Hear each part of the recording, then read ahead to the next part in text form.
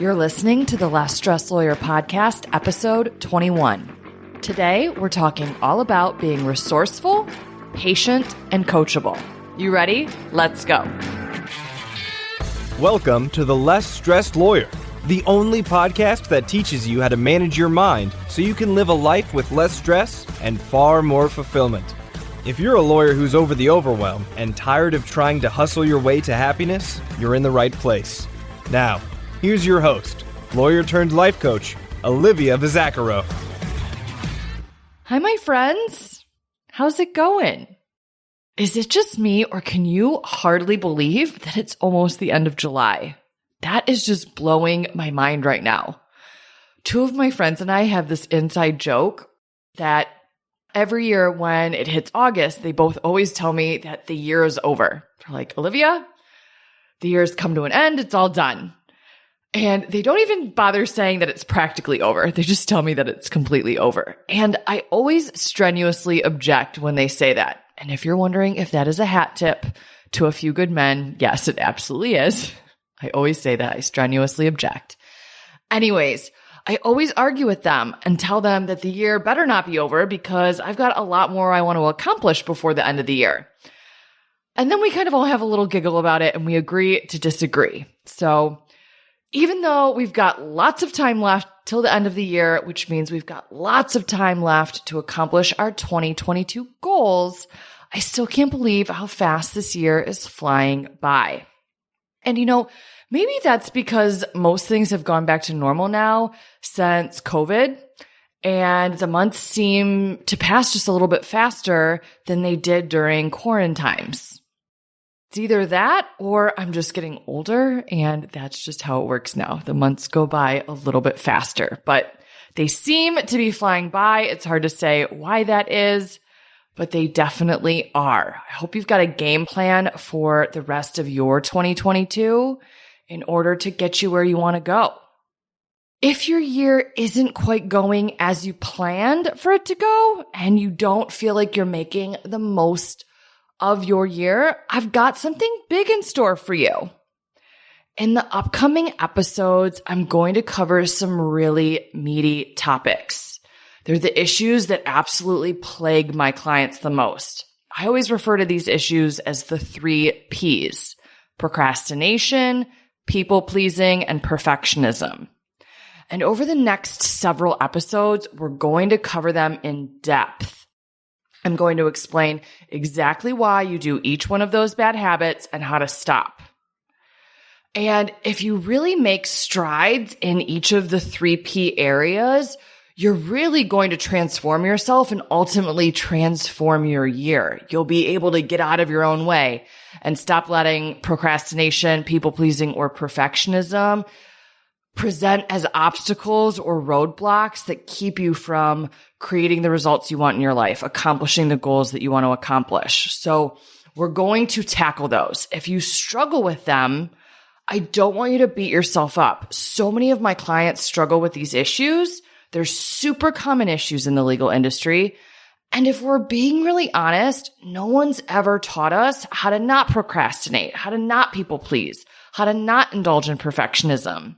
In fact, we've kind of been taught the opposite all throughout growing up, from our parents, through our educators, and in a lot of the work relationships that we've been in, right? We get rewarded for people pleasing. We get rewarded for our perfectionism, maybe not our procrastination.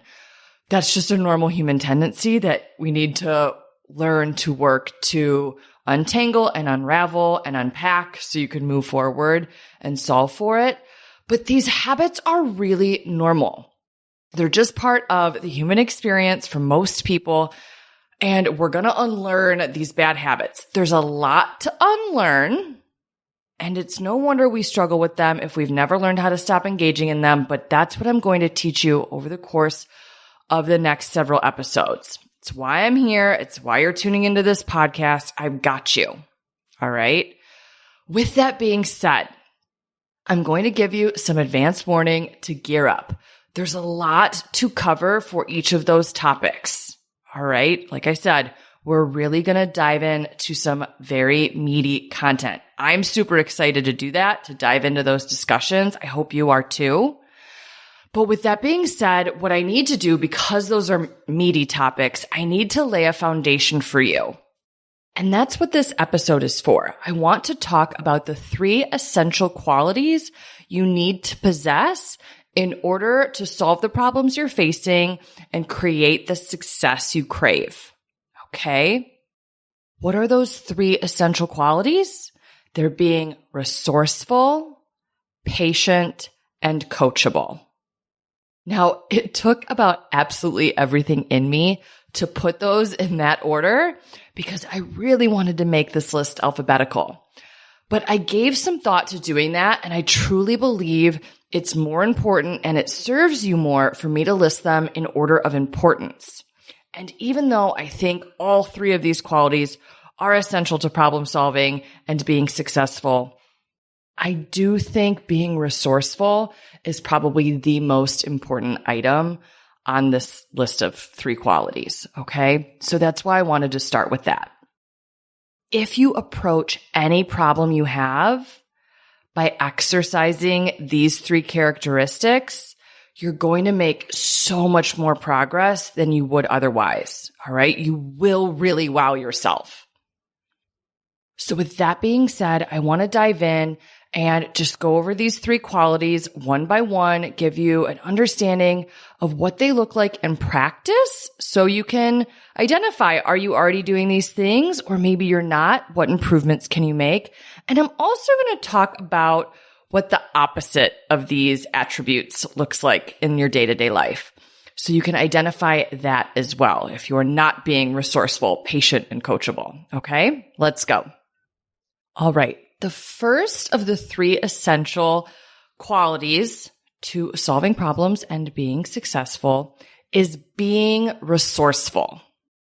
Now, what does that look like in practice? This is where you approach problems head on.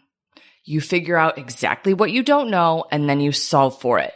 You don't spin, you're taking action, you evaluate. I've talked quite a bit throughout the podcast about evaluating the action you take and the results you create, taking that action, auditing, and adapting, right? When you're resourceful, you're problem solving. You're doing that adapting. You don't wait around for someone to hand you the answers. You don't act helpless or lost. You refuse to stay stuck.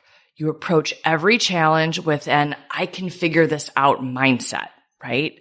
You stay really curious, you're determined, and you're searching for solutions. All right? And when you're searching for solutions and you're tapping into your own resourcefulness and you're mining your own brain for the answers rather than staying stuck, you find solutions.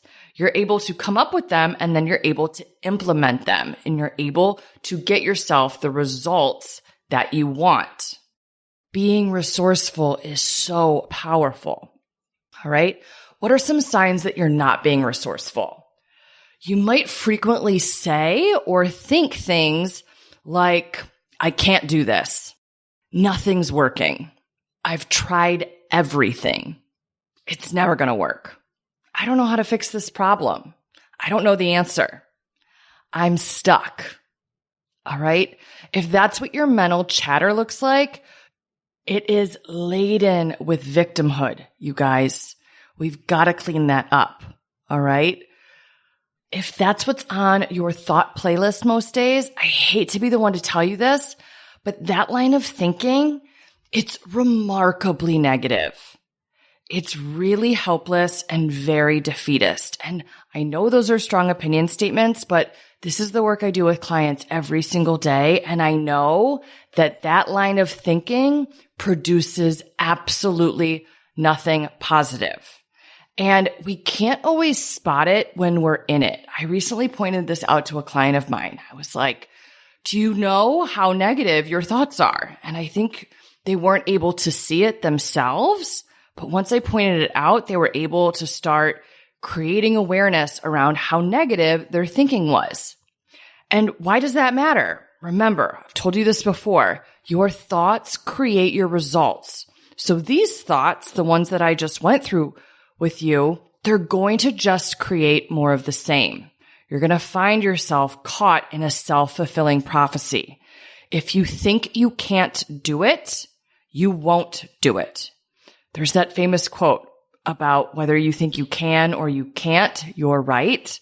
That's exactly right. If you think you can't do it, you're going to feel helpless or hopeless or defeated and not figure it out. And then you're going to prove that true. You're going to create the result of not doing it. And it's just further evidence that you can't. All right. If you're telling yourself nothing is working, you're going to create more of that result that nothing is working.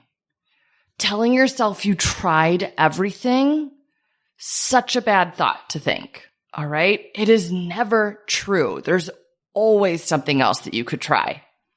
All right. You want to get curious and resourceful and figure out what those things are. What else haven't you tried? What might you be able to do differently? And when you think you truly have taken every possible action under the sun, I want to challenge you that you probably haven't taken it with the right mindset.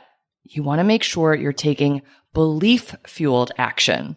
So if you think you can't do something and it's not going to work, but you're following the action steps moving forward, like Eeyore, right? You're doing something, but not with the motivated, determined mindset that you want to have, you're not going to create good results or positive results because the negative thoughts are what create your results. So even if the action looks good, if you're not bringing the right mindset to the action that you're taking, it's not going to get you where you want to go.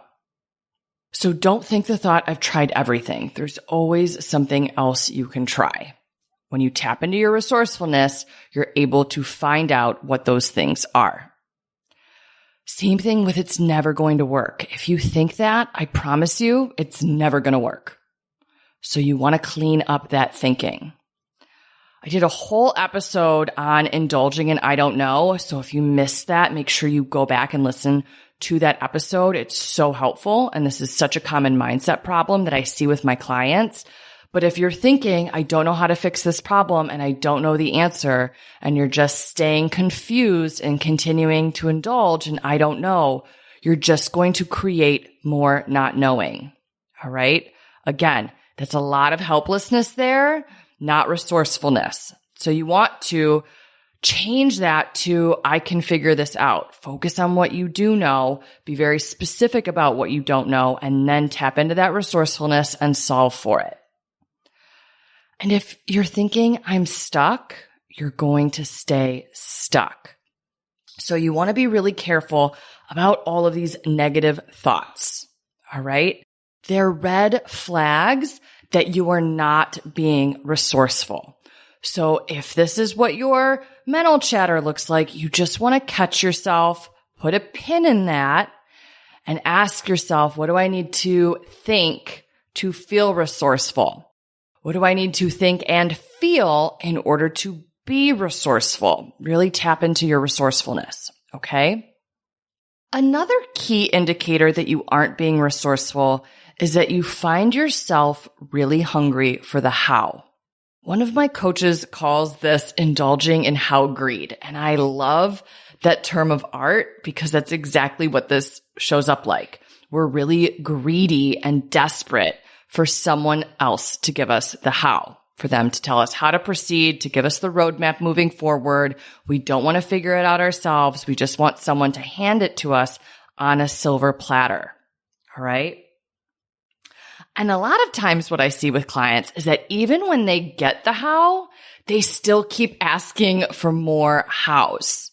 Like they get the answer, they don't love it, they don't want to implement it, and they just want to keep asking, yeah, but how? Yeah, but how? Yeah, but how? Over and over and over again. If you find yourself struggling with how greed or being hungry for the how, you're going to find yourself in a place where you're constantly wanting someone else to give you the how instead of being willing to tap into your own resourcefulness and figure things out for yourself. And you may do this because you think that it's easier this way. I promise you, it's not. When you're hungry for the how and you're indulging in how greed and you constantly keep going outside of yourself for all of the answers that you need to solve the problems that you're encountering, you keep having to rely on other people for those answers. When you tap into your own resourcefulness and you start to become someone who figures things out for themselves, you can rely on your own wisdom moving forward. You come up with your own answers. That's so helpful, right? It's so useful to be someone who's able to do that. You become so much less reliant on other people, which will make you feel more confident as a result. So you really want to make sure you're doing this. Now, I just want to add one side note here. When I say that you need to be resourceful in order to problem solve effectively and become successful, this doesn't mean that you can't ever ask for help. You can.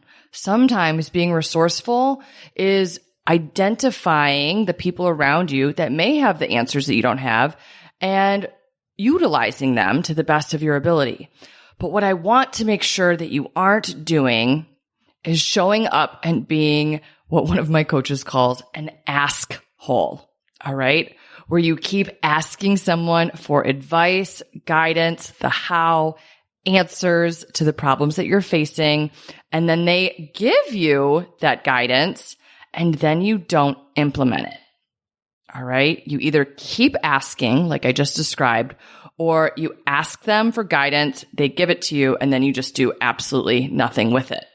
If you're going to ask for guidance, and this ties in with being coachable as well, that I'll talk about in a second, but if you ask for guidance, go implement it. And then evaluate the action that you took and adapt as needed. All right? If you need to make changes, go for it. But make sure you're implementing the guidance that you ask for and receive. Now, being resourceful is truly one of the most important skills you can develop. There is absolutely nothing you cannot accomplish if you are resourceful. Okay? So I want you to ask yourself right now, just do a quick check-in. Where are you not being resourceful in your life right now? Where are you indulging in how greed or being hungry for the how? Where are you indulging in a little bit of helplessness and victimhood, right? With that defeatist mindset I talked about a little while ago.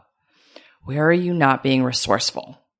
Then I want you to ask yourself, what would you do differently as it relates to that area of your life, as it relates to that problem, if you tapped in to your own resourcefulness? Whatever answer you came up with, I highly recommend you implement it. Take that action. It will get you so much further towards the success you want to achieve. All right? Now, the next essential quality that you want to have in order to solve problems and be successful is being patient. Now, what does this look like in practice? It's kind of self-explanatory, right? We're all familiar with patience, but I do want to flesh it out just a little bit because there are some aspects as far as having a patient mindset is concerned that I think would be helpful for me to highlight. So what does it look like to be patient when you are working to solve a problem and create success, right? It looks like not rushing. It looks like not beating yourself up for the progress that you've made or for the progress that you haven't made, right? It's approaching the process calmly in a grounded space, being kind to yourself in the process and not going to war with how it's going. All right? Here's what it doesn't look like. All right? Being impatient and giving up. So let's talk a little bit about the mindset that signifies you're being impatient and you're contemplating giving up. All right? Giving up mindset is really evident. It's just thinking thoughts like, I should quit. This is pointless. This won't work. Right? Being impatient might also look like thinking thoughts like, I should be further along. I don't know why this is taking so long. This shouldn't be taking so long. Why haven't I figured this out by now? I should have figured this out by now. It may seem helpful for you to think those thoughts like it's going to speed up the process, but I promise you it will not. It's only going to slow you down because you're going to feel frustrated and discouraged and pressured and rushed and impatient as a result of thinking those thoughts. All right. And that's not going to lead to creating anything good. You're going to take less action, withdraw, and not pursue solving the problems, right? You're going to create more negative results. So you want to make sure if you've got an impatient mindset, you want to clean that up. Listen, change absolutely can happen overnight, but it doesn't always. I teach my clients that change can take time. It doesn't always have to. It doesn't have to take a long time, but sometimes it might. And especially when you're undoing years and years and years of conditioning and programming and habit forming that lead you to do things like the 3 Ps, indulge in perfectionism, procrastinate, people please, right? It might take some time to undo all of those habits. That doesn't have to be a problem. The only reason it ever is a problem is because you've come up with some expectation for yourself that you figure it out faster.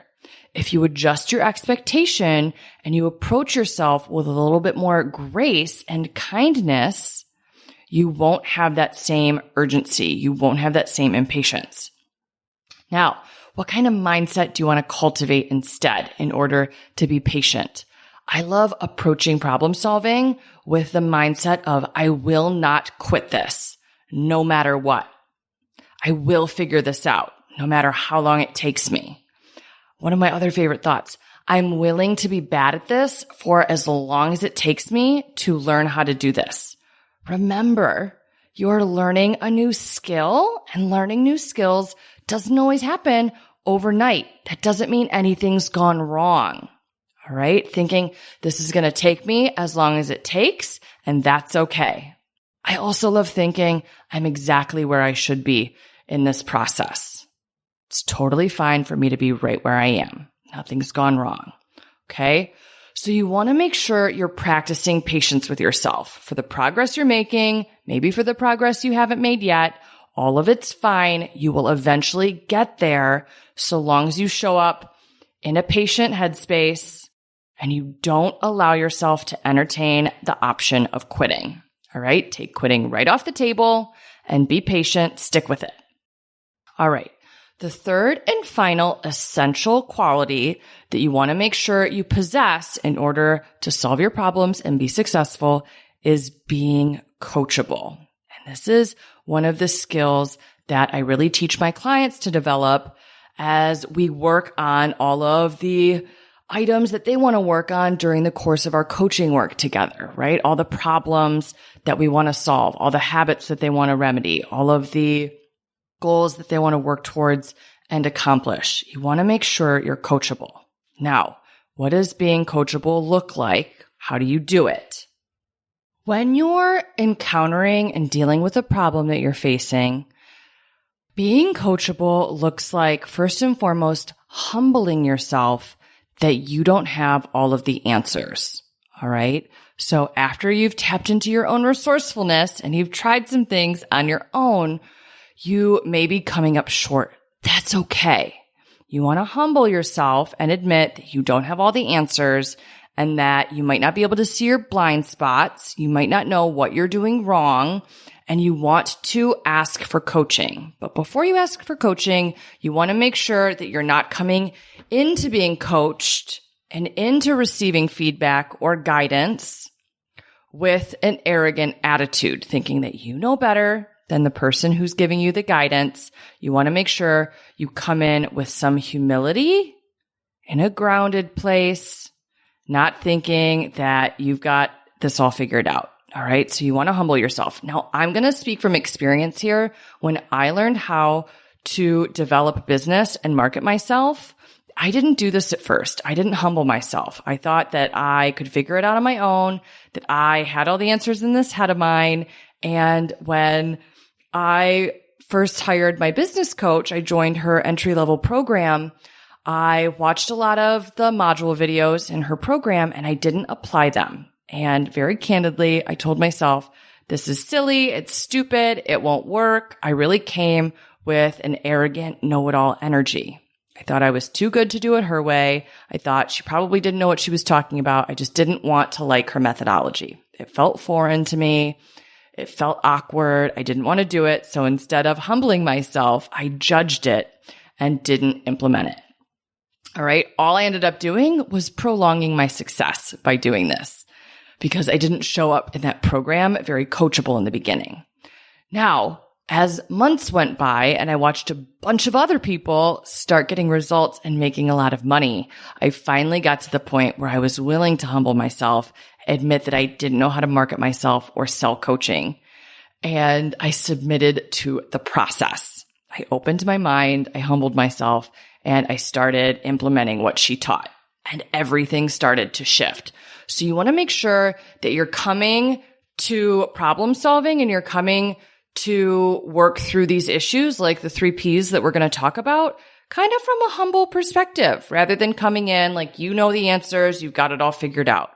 That might not be easy for a lot of people, especially attorneys that are usually used to presenting like they do have the answers because clients turn to us to have answers, right? Or at least we tell ourselves that and then put a lot of pressure on ourselves as a result. But this is going to be different. You're not the teacher. You're not the expert in this moment. You're the student. So you want to make sure you show up in that student energy, a little humble and open to receiving. Once you've got yourself in that humble mindset and you're going to approach it with humility, you want to ask for coaching.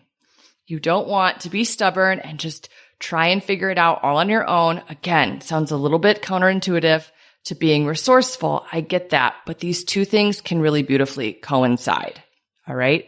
So you want to ask for coaching, figure out what you need coaching on, where you're struggling, what specifically the problem is. Do that work yourself. That's how you can be resourceful.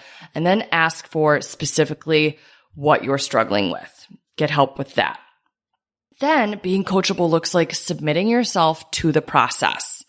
When you're getting coached, right? Whether it's by a coach, by me, on a webinar that I do, or in my group program, or if we're working together one-on-one for my clients that are listening, or even for you listening to the podcast episodes, I'm going to give you a lot of questions for you to ask yourself and answer. Be really honest with your answers to the questions that I ask you. All right? Really submit yourself to the process. Don't hold back. Be really open. Really give it your all. If you don't, you're not going to get the progress that you want to get out of it. You're not going to get the growth that you want to get out of it. So make sure you really submit yourself to the process. Being coachable also looks like trusting the person that you're seeking guidance from. This may be a coach. This might be a mentor or a supervisor if you're asking them for some guidance or some feedback in any of the areas that you're struggling with. All right. It's really easy to not trust and to get combative and to take issue with some of the things that you are told, some of the coaching that you receive.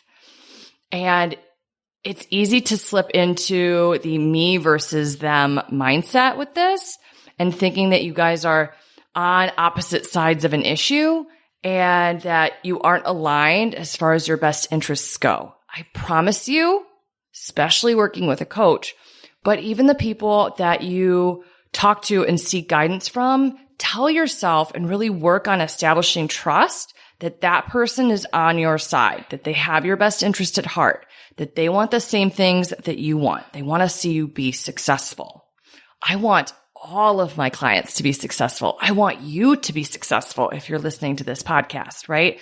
I want you to take what I'm going to teach you and apply it in your own life. If I say something that feels triggering or jarring or challenging and it's a little uncomfortable for you, I want to promise you I'm doing it to serve you.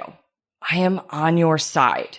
I'm trying to point something out to you that you may not see, show you a blind spot that you may not have known was there, get you to look at something a little bit differently. All right. And I'm doing it because I am on your side. It may be a little uncomfortable. That's okay. I just want you to resist the urge to react negatively to it. Instead, a great thing that you can do is ask yourself, how might what Olivia is saying and suggesting be true? How might it be spot on? How might it be accurate? Find what can resonate with you rather than tearing it apart and picking it apart, right? Come to it being really open-minded. Then, once you receive the coaching or the guidance that you asked for, make sure you apply it. And if you end up wanting more coaching or guidance, only ask for it after you've applied what you've already received, okay? Those are the steps that you want to follow to be coachable. What's the opposite of being coachable? It's going to look like being really withdrawn, really resistant, and really combative, and not applying any of the coaching or guidance you receive. The mindset of being uncoachable might look something like, this person's wrong, they don't understand, they don't know what they're talking about, this doesn't apply to me. And instead of that thought pattern, you really want to switch to, maybe this does apply to me. How might that be true? What if this person knows something I don't know? Maybe they're onto something. What if they're right? Maybe they could be right. Maybe I should find out for myself whether or not they're right by applying it rather than making a preconceived judgment and determination before you've applied the coaching and guidance you received. All right, those are the 3 attributes, the 3 qualities that you want to possess in order to solve the problems that you're encountering and in order to be successful. I asked you this with the first attribute, with being resourceful, for you to ask yourself, where are you not being resourceful right now? What would it look like for you to be more resourceful in that area? I want you to do the same thing with the other 2 attributes. Where are you not being patient? Where in your life could you be more patient right now? What would be different about your life if you showed up with a little bit more patience? Where in your life are you not really being coachable and going through the steps that I just outlined to be coachable, right? What would be different? How would you approach your problems differently if you showed up being coachable? I want you to give some thought to those questions. All right, these are the 3 attributes or skills that I want to make sure you have as we go into these meatier subjects in the upcoming episodes. All right, so listen to this episode as many times as you need to in order to really get those ingrained, drill them into your head. You want to be resourceful, you want to be patient, and you want to be coachable. And I just want to tell you, these are 3 skills that I have mastered over the past several years. So I assure you, I really do walk the walk when it comes to implementing and living these 3 skills in practice. I really do practice what I'm preaching. And what I want to tell you is this. Number 1, being resourceful, patient, and coachable really pays off. This may sound arrogant, and I really don't mean it that way. And I'm trying not to apology vomit or over-explain myself here. But I have learned how to do so many things because I'm resourceful, patient, and coachable. I've learned how to manage my time. I used to be terrible with that. I've learned how to follow through. I used to be terrible at that too. I've learned how to set boundaries and put myself first and accomplish really lofty goals because I am resourceful, patient, and coachable. All right. I've also learned a lot of hard skills. A lot of people in my life will find out that I know how to do particular things. And I always tell people I'm kind of a Jill of all trades. There's so many different skill sets that I possess that I've really taught myself over the course of my lifetime. And they'll often say to me, wow, I can't believe you know how to do that. You know how to do everything. And I used to kind of downplay that that is true. And of course, I don't know how to do everything, right? No one does. But I do know how to do a lot of things, and I do know how to do a lot of things very well. And here's why. This is what I often explain to them. I explain the reason I know how to do so many things is because I'm resourceful, patient, and coachable. When I encounter a problem and I want to learn how to do something or I want to find a solution to it, I am relentless. I seek out whatever resources I can, whatever resources I need to learn how to do something, to learn how to solve the problem. I never give up. I keep sticking with it. I'm also patient as hell. I try and I fail and I evaluate and I don't get discouraged and I don't get frustrated and I don't think that it should take less time than it does. I just keep learning and adapting and I learn some more until I master something. I don't quit. I don't give up. I stick with it no matter what. All right. I show up really patient. I also don't indulge in confusion. I commit to something and I figure things out. All right. No matter what. If something doesn't work, I stay curious. I ask questions. I do more research and then I give it another go. I've taught myself how to do graphic design, how to design websites, how to build a membership platform for the mastermind. I just did that. I know so much about marketing and business development and social media platforms and algorithms and all of this stuff. I know how to fix things around my house. There's just so much I know how to do because I take the time, I'm patient and resourceful, and I figure out how to troubleshoot basically every problem I encounter because I possess those qualities. All right. I'm also super coachable, which means when I don't know something, like I explained earlier, I humble myself. I seek out someone that has greater knowledge than I do, and I ask them for guidance. I get coached. I have my blind spots pointed out to me by an expert. And instead of being combative when I receive the coaching, and oftentimes I get coaching that I don't like, but it's usually the coaching I need to hear. So when I receive the coaching, instead of being combative, I follow the being coachable steps I outlined for you. I ask myself, how might this apply? How might it be true? I find that I keep an open mind and then I go out and implement it. I apply the coaching that I received. All right. And sometimes, like I said, when I get coached and I didn't particularly want to receive that coaching, I have to push myself to see how it's the coaching I needed and how it's right and how it might be appropriate and how I might benefit from applying it.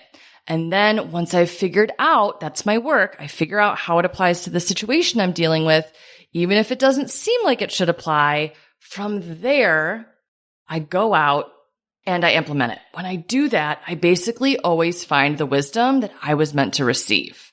And then once I'm clear on what that wisdom is, I'm able to go take action and put that coaching into practice. And that's how I grow. All right.